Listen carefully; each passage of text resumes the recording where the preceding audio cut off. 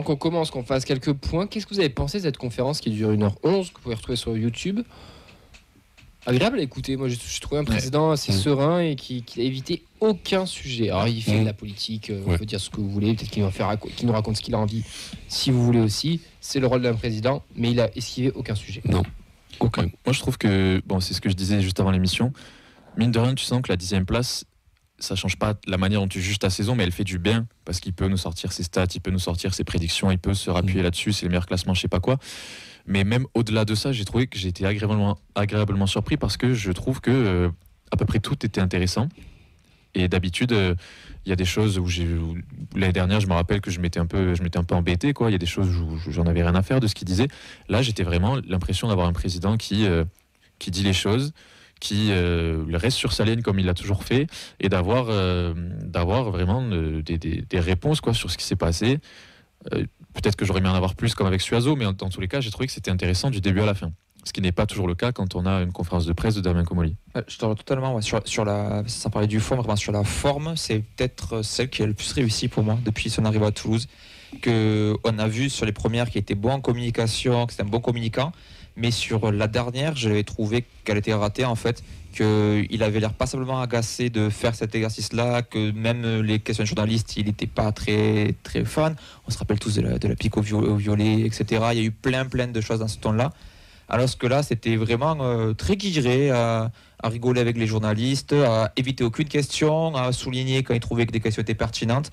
Je suis d'accord avec toi, elle est passée très vite en fait. Pour moi, je pensais sincèrement, parce que la dernière, j'ai lutté pour aller jusqu'au bout, mais je l'ai fait par devoir. Alors que là, je me suis dit, c'est vraiment un podcast super intéressant. Je suis en train d'écouter. Je pense vraiment que la fin de saison a aidé pour le coup. Si on fait 2 nuls à la place de 2 victoires, peut-être que le ton n'aurait pas été le même du tout. Totalement, ouais. Après, ce qu'on disait avec Camille en avant-émission, c'est ça que j'avais eu un événement pas terrible dans la vie du club juste avant la conférence de presse de début de saison qui avait...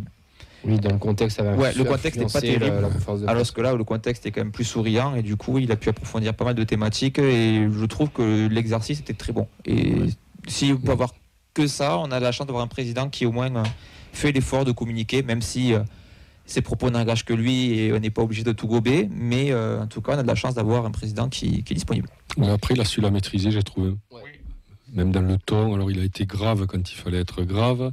Il a été un peu plus joyeux sur les questions qu'il a rangées, un peu plus, un peu plus jovial.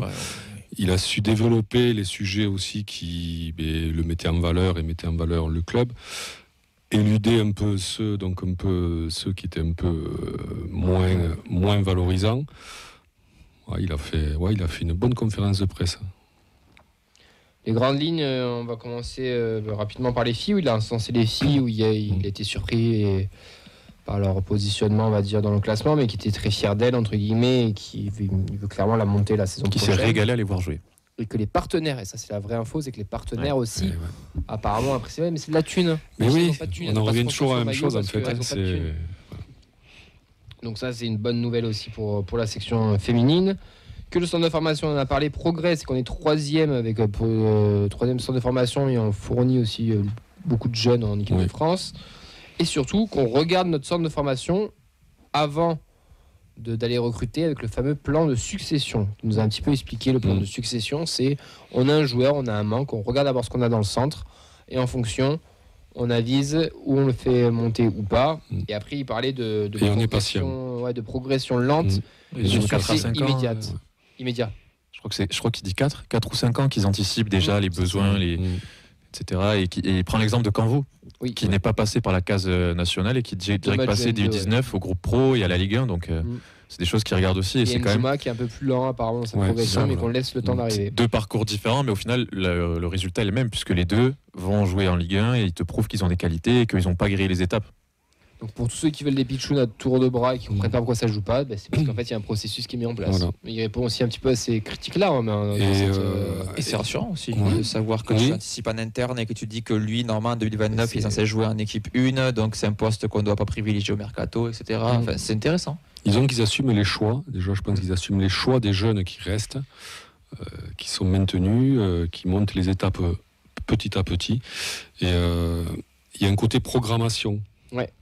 Comme on disait que Reste était programmé pour, d'autres étaient programmés pour. Donc le talent, ils savent, donc ils savent que ces jeunes ont du talent, mais donc ils leur laissent le temps de maturer, de se développer. Je pense que le prochain gros sujet sur ça sera avec ce qui se passe avec Azizi, qui là est vraiment à la case U17 qui explose tout. Et là, on t'explique clairement qu'en gros, si c'est prévu qu'il prenne encore du temps et qu'il arrive pas l'année prochaine parfaitement formé, ça ne se fera pas avant. Voilà. Et ça, c'est rassurant quand même. Je sais que c'est prévu. Pareil pour Thibaut Nègre, qui dans ce cas-là aussi fait parmi des jeunes bankable. Le foot français a été abordé aussi avec les réformes, parce qu'il était président d'un groupe de travail. Il nous a parlé de 40 propositions, dont apparemment la sonorisation des arbitres et tant d'autres choses. Mais en tout cas, il était... Donc ça, il a développé, je sur trouve. le football français, ouais. Alors, je ne sais pas s'il a développé parce qu'on parlait de beaucoup de questions. on parlait de lui, quoi. Tu sens que ça l'intéresse de son propre aveu. Il a dit qu'il a sacrifié du temps au club pour totalement. le consacrer là-dedans. Donc, puis moi, il te donne quand même le fond de sa pensée. D'ailleurs, il parle d'amélioration du produit, pas du tout de santé Ça commerciale me fait ou peur, économique, je sais pas trop quoi. Ça me fait peur. Tu sens qu'il travaille sur des axes précis et que ça lui tient vraiment à cœur. Je sais pas jusqu'où ça ira. Où il adore l'Euroleague et le Final Four, ça me fait peur. Après, il a dit, donc c'est inspiration américaine. Hein, ouais, je sais, mais on après, s'inspire de ce qui se fait en Amérique. Les propositions, il y aura des réformes, ça veut pas dire propositions qui seront faites. Je sais pas si ça me choque tant, mais quand tu regardes ton dernier match d'une journée de top 14, tu as la caméra dans les vestiaires, tu vois la causerie, tu vois l'échauffement. Mais à l'époque, il y avait des caméras dans les vestiaires Paganelli dans les premières années. Tous les exemples qu'il a donnés, moi je trouve, pour mettre le spectateur au cœur de l'expérience, je trouve que ça se tient et que c'est largement faisable. Les vestiaires, c'est pas nouveau comme en effet. Oui, je sais. On manque de storytelling en fait. Oui, parce que DAZN n'a pas voulu en faire aussi. C'est ce que DAZN a dit. Et DAZN a aussi dit que c'était les clubs qui jouaient pas le jeu d'ailleurs. La Ligue ne faisait pas en sorte qu'on le relève pas. Tout le monde, ça peut renvoyer la balle. Et là, sur cette partie-là de la conf, il avait la casquette, alors un peu trop, j'ai trouvé, il avait la casquette membre du CA de la Ligue qui s'occupe de. C'était plus une conférence TFC. Ouais, voilà. Ouais, mais c'est intéressant aussi. Oui, c'est important totalement, aussi d'avoir un président qui a du pouvoir dans la Ligue et qui nous explique quel est son pouvoir. Et là, il s'est un peu auto-satisfait, j'ai trouvé à des ouais, moments. mais moi, je trouvais ça intéressant. Il marque des billes parce qu'en parlant de ça, il rappelle aussi qu'ils ont voulu aussi donner la parole au club de Ligue 2 parce que lui se rappelle qu'il y a 4 ans, on était en Ligue 2, on était un petit. Donc, tu fais le chemin inverse, tu dis, tu te rends compte, tu étais en Ligue 2 il y a 4 ans et tu as ton président qui est à la Ligue, à un poste très influent. C'est quand même intéressant et de toute façon, tout est lié. Je veux dire, pour pouvoir reposer ton produit TFC, savoir que tu as une sphère d'influence, que le club que tu as qui évolue dans un championnat qui vaut plus ou qui vaut moins, c'est aussi des positionnements intéressants. Il a parlé bien entendu aussi de surperformance par rapport à notre budget, de cette 10e place. Si je peux, parce que je sais qu'on va enchaîner, mais il y a 2 trucs qui m'ont quand même marqué, qui ne sont pas écrits là. Le premier, c'est qu'il a conscience, et ça j'ai beaucoup aimé, qui pour une fois il matérialise la remise en question quand il dit on ne veut pas être une équipe de transition, on sait que ça a marché, mais tu sens qu'il a, tu sens que ça lui plaît pas et il a dit cash, c'est pas ce qu'on cherche à faire et pourtant c'est ce qui a marché et qui a fait notre force. Donc il y a une ambivalence par rapport à ça. 80% des clubs jouent en transition. Le football moderne est un football de transition. Donc là par contre, j'ai pas compris son positionnement. En tout cas, c'est la première fois qu'il dit, ok, ça nous a peut-être permis de gagner des points, mais moi ça me va pas, c'est pas ce qu'on cherche à faire. Ça, je suis d'accord. Et ça montre quand même aussi qu'il s'implique à tous les niveaux, sur le sportif, l'administratif, à la Ligue. C'est ça qu'on n'aura pas de directeur sportif et qu'il en faudrait peut-être un. Il est omniprésent. Mais ouais, un truc sur la transition, je te rejoins, mais on pourrait en faire 1 heure de ça. Mais si tu regardes tout, le football moderne est un football de transition. Donc tu peux pas y échapper en fait. Mais je trouve que le parallèle qu'il fait avec le fait qu'on soit meilleur à l'extérieur, parce que forcément on a moins à faire le jeu, ça se tient quand même, c'est un axe de travail et ça rejoint aussi ce qu'il disait par rapport aux remises qu'il y a eu en question avec le staff, qu'ils ont travaillé les choses différemment sur l'animation offensive, etc. Mais d'ailleurs il le dit qu'on est un peu le champion entre les 2 surfaces aussi. Ça c'est plus Vincent qui le dit dans des émissions, mais il le dit avec ses mots. Après je trouvais que quand même qu'il a donné donc un fort soutien au staff quand même. Oui. D'ailleurs on va y aller sur ça parce que Vincent il voulait aborder un point sur ça. Mais juste le dernier truc quand tu dis ça, parce que ça je le dis mais on ne sait même pas, c'est juste que Fred tout à l'heure il disait qu'il choisit très bien ses mots et quand il dit qu'on a le pire environnement de travail Ligue 1, Ligue 2 confondu avec tout ce qui s'est passé autour du centre de performance, pour moi c'est vraiment le truc que je retiens de vraiment négatif parce que pour les terrains encore aussi. Après c'est le côté le terrain etc. aussi, quoi, parce que ouais mais ça, c'est quand même il tacle aussi Redbird, c'est Vincent qui c'est Fred qui le parle aussi en commentaire. Mais il tacle aussi Redbird pour la première fois en disant s'ils mettent pas des ronds, on fera pas le centre de performance. Mais tu sens que dans tout ce truc un peu là vraiment il a voulu marquer le coup et donc tu sens qu'il y a quelque chose. Il y a comme un appel alors disons que c'est plus public maintenant, voilà, il dit si le centre ne se fait pas, c'est la faute à Redbird. Ça ne sera pas de la mienne. Je les ai avertis 1 fois, 2 fois, 3 fois. Si ça ne se fait pas, c'est vraiment parce que l'actionnaire ne veut pas investir. Mais moi, tu vois, c'est un peu le projet auquel je m'étais attaché pour me dire, ok, la vision à long terme, elle est là, le travail, il est là, et le fait que ça se fasse plus, voire jamais, en fait, si Redbird continue comme ils font actuellement, ça m'emmerde vraiment pour le coup. Mais après, ils seront obligés de le faire. Chez nous. Ils seront obligés de le faire. Tu peux pas miser sur ta jeunesse et ta formation 10 ans à l'avance si tes gamins ils n'ont pas un terrain sur lequel s'entraîner et performer. moi, Tu peux partir ailleurs, moi, sur ce truc-là, C'était mélodrama, mais il a dit, il y a des joueurs qui veulent plus rester Ouais, parce qu'on mais- a des mauvaises ouais, conditions. c'est Enfin, vrai, c'est- c'est- tu vois, c'est grave d'en arriver là, je trouve. Oui. Donc, après, Duprol le disait déjà à l'époque. Oui, Donc t'imagines. après l'histoire des terrains, je crois que la semaine dernière à Marseille aussi il disait que les terrains étaient pourris. Enfin, bon. Ouais, mais c'est la Mais c'est un Coupe peu pour voilà, ça donne. moi, ça m'a marqué, c'est pour ça que Les je. terrains, donc, c'est 20 ans qu'ils sont pourris, donc, on est ça, sur une voilà, ligne, ça une donne, ligne. c'est ouais, donc c'est une première fois qu'il cite Redbird vraiment pour ça. de pression. Et alors et concernant donc vite fait sur le bâtiment là, moi je pense qu'il y a, enfin, moi ça m'étonne que Redbird, alors on entend des trucs, on dit ouais bon, il faut désamianter, ça coûte hyper cher, mais ça coûte pas non plus des milliards quoi. Je veux dire. Je sais pas. Alors on met ça sur les droits TV, on est passé de plus 18 à 0. Mais quand tu achètes un truc comme ça, avant quand même, tu fais un audit, tu vois les travaux qu'il y a à faire, etc.